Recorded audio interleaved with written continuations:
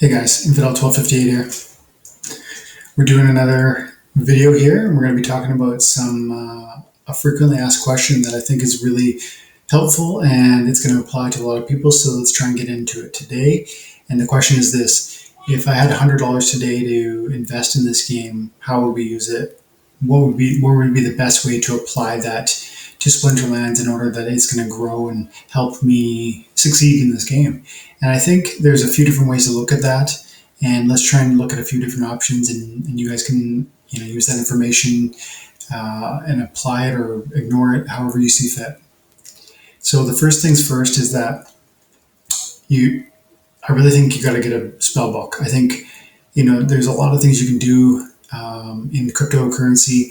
You could buy Hive, you could buy SPS, you could buy DAC, and just sit on it and speculate and hope that it goes up in value. Cryptocurrency could do that. Any one of those tokens could soar, and could change your life. I believe that, but at the same time, it could also fall dramatically. And I've been through cryptocurrency. I've been in cryptocurrency since like before the 2016 bull market, and so I saw Bitcoin go from 3,000 to 20,000, and then I saw it go from 20,000 down to like 2,500 or something, and I held cryptocurrency through that. So as far as I'm concerned, speculation, is speculation. That's not what this channel is about, and that's not where I think the real hidden value is in this game or in this space. What I would say is that giving yourself an opportunity to just make cryptocurrency, to earn it through your time and attention, through a game like Splinterlands, where you can come in here and you can win a daily quest and get, as I just did, I think 3,000 dark energy crystals, which is essentially, I think, 3,000 dark energy crystals is 21 US dollars. I just got 21 US dollars from playing this game for half an hour. And that's not entirely unusual. There are times where I'll get a legendary card worth 20, or a gold card that's worth 20, or a gold foil worth hundreds, and on and on. So first things first, if you got $100 to spend $10 on a spell book. You come in here to splinterlands.com. If you want, you can use my affiliate link.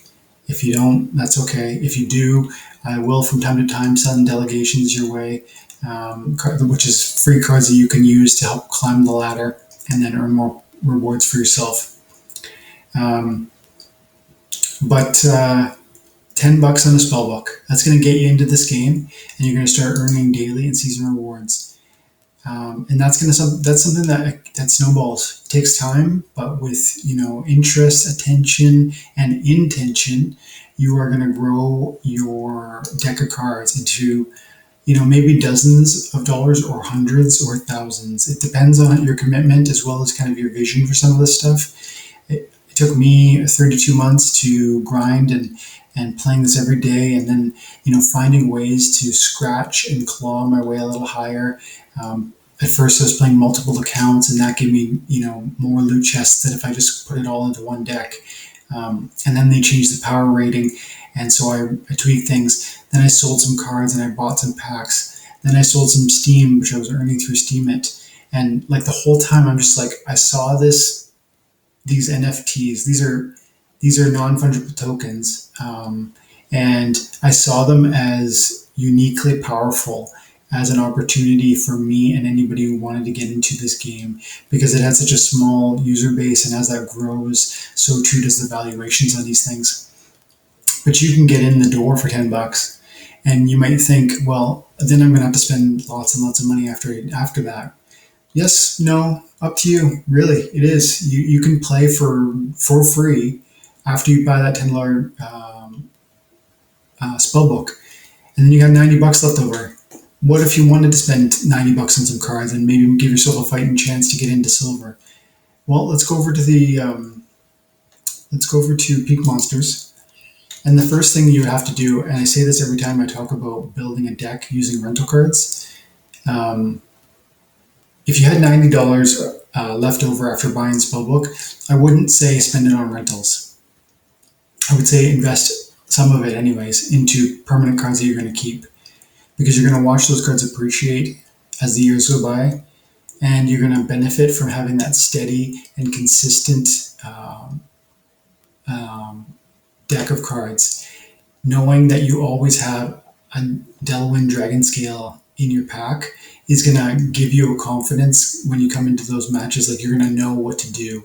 If there's a Dragon Splinter available, you're going to pick that card and you're going to know how to play it and how to counter your enemies and so on with it. When you rent cards every season, your deck changes.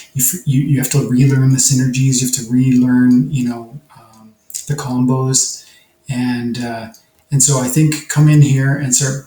If you had $100, $10 on your starter pack, and then come in here and spend $90 on some cards, and it's got to start with summoners. So I went through and I started looking at all the summoners. Most of them are getting crazy expensive. These ones are just totally out of the price point. You couldn't even consider something like this, like Alric. This is an alpha, mind you, but $7,000 for a maxed out copy of that card. For the beta version, $3,000 US.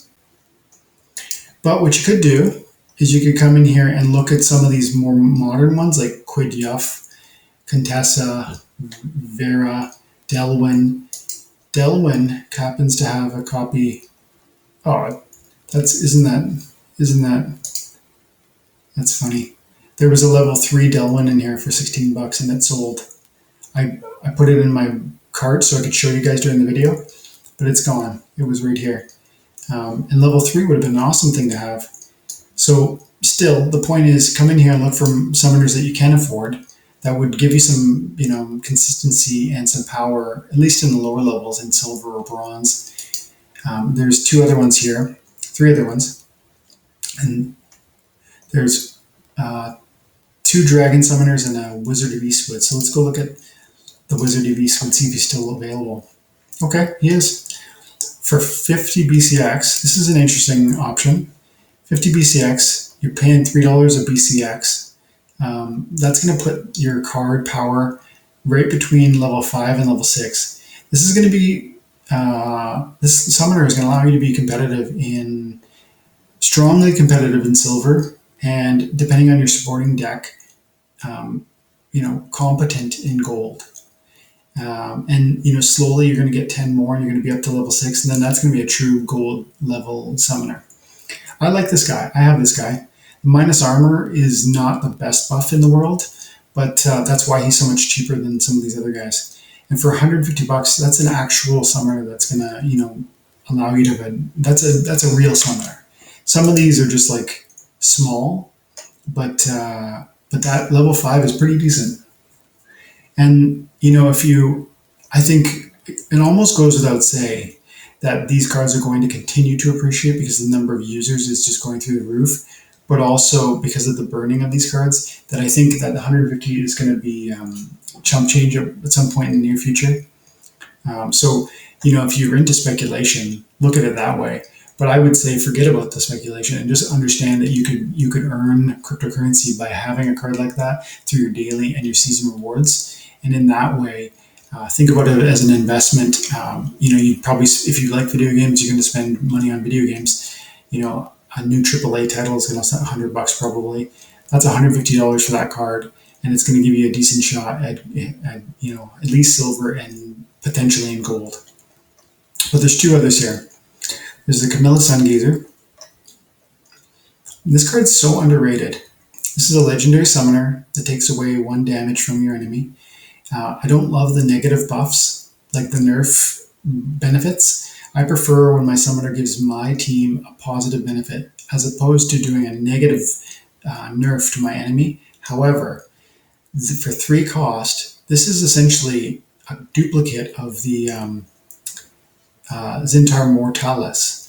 And I would argue that this is a better card because Camilla works with any Splinter. Because she's dragon, you can pick dragon and then use your black deck or your blue or your red or white or whatever.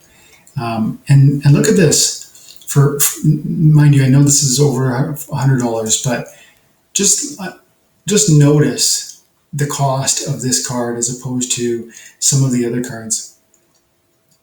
It's almost $500. That's not small change. However, it's a max level summoner, and that summoner is going to work with any of the spheres. That card, when you compare that to, look at Zintar, max level 750. Why is this Zintar 750? And that's like well established as like a base price. You see all these examples of it. Why is that priced so disproportionately from this card? So I would argue that's a good price for that card if you had that kind of money to spend. And there was one more. It wasn't cheap again, but it was worth looking at. Daria Dragon Scale. For $345, you could get a level 5 version of this epic summoner. And this summoner costs 4 mana to deploy, but it gives you that positive buff that is equal to the Malric Inferno. And again, look at the monsters you're going to be able to play with that. A level 8 common, a level 7 rare, 5 epic, and 3 legendary. Those are very competitive levels. Like, this card will be useful even up until, Diamond or Champion. I'm not saying in Champion this is going to be your only deck. I'm not saying that this is going to be your main summoner. But this is a card that you're not going to outgrow for years to come.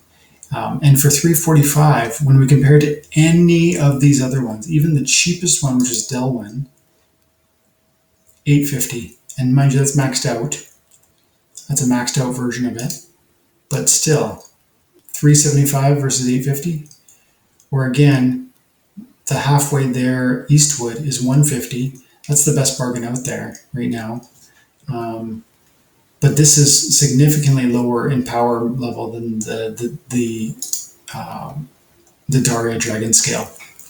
So again, those are way more than $100. And I'm not trying to make it out like that's not a big difference, but I just want to show you when people are asking, I bring these up because people ask me, what would you do if you had $100? Well, I'd think about buying cards. I'd definitely get a starter deck, and then I would think about buying cards. But I wouldn't come in here and try and buy some monster. I'd come in here and look for a summoner that I could afford. And then I would realize just now that, I really can't for $90 or $100. It's not going to work. I need at least $150 to get a halfway decent guy. And maybe that's not the best play, because then I need to spend $200-300 more to get a couple cards anyways that are going to work well with him. It's important to know that so you can weigh it against the other options, and there are more options, and they aren't going to take as long to explain. It's really looking at packs. It's looking at the future of packs that are going to be coming down the pipe. And actually, here's the pack data. It's your other two options are really either waiting for the Chaos Legion packs to come out and understanding what you see in front of you here. And I'll explain what I'm showing you. This is splintercards.com, and it's the estimated untamed pack value. This system uses the current market values for all of the untamed cards, and the proportional likelihood that they'll be drawn in the packs, and it gives you a value for each of the packs that are from the untamed thing. And so you get a rough number for what a pack of untamed cards is worth. $28, $27.79. And why is that important? Because I can't buy untamed cards anymore. So why is this important? It's important because it actually points to the future of Chaos Legion. These cards are high, not because Untamed was particularly special. They're high because Untamed is no longer available. And like I've always said with the cards, with the summoners, they are all issued in limited number, and they are burnt regularly. And when the numbers of supply dwindles at the same time that the number of players is increasing, that's when you get this type of appreciation. Where this pack used to be $2, now it's average value at $28. So the similar thing is going to happen with Chaos Legion. And I think it might happen faster with Chaos Legion than it ever did before with any of these other packs. But if you want, you can look at, Dice and see what Dice did. And it'll load here in a second.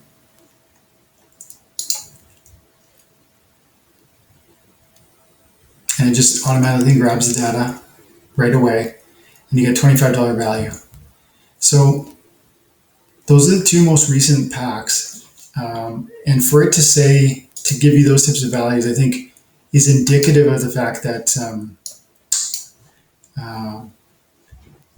of where Chaos Legion is going to go. So maybe save your $100 and you're going to be able to buy 50 packs of Chaos Legion. It might not sound like much, but you're going to get some summoners in there. You're going to get some monsters in there. And some of them are going to be excellent. And maybe some of them are going to be legendary. And then you're going to be able to maybe liquidate those ones and then buy cheaper copies of the commons and rares from the new Chaos Legion. Because those cards are going to come out and they're going to be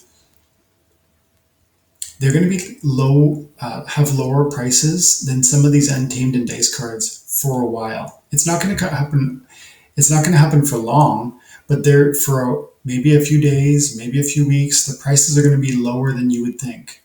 And then people are going to start to like the cards that they see in the Chaos Legion pack, and those pack of cards are going to go up. I told you before, I used to have a llama. When I got all my Untamed packs, I had some of the llama summoners. I sold mine for $7. I had 3 copies of it. Now they sell for